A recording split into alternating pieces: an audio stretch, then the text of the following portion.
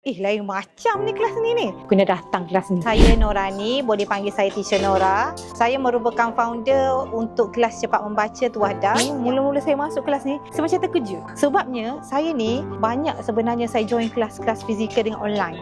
Dan inilah kelas pertama saya jumpa orang-orang yang kalau kira veteran lah pada saya.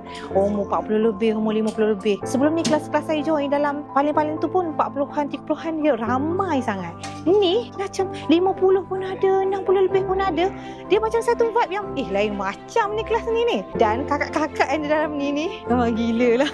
Dan menyebabkan saya rasa close, rasa touch. Dan paling best lah, saya boleh bernetworking dengan orang-orang yang sangat-sangat hebat. Sebab dalam ni ada ramai trainer. Kebetulan pada waktu ni bila coach buat poll dekat grup WhatsApp tu kan, trainer sangat ramai. Saya kata memang aku kena datang kelas ni.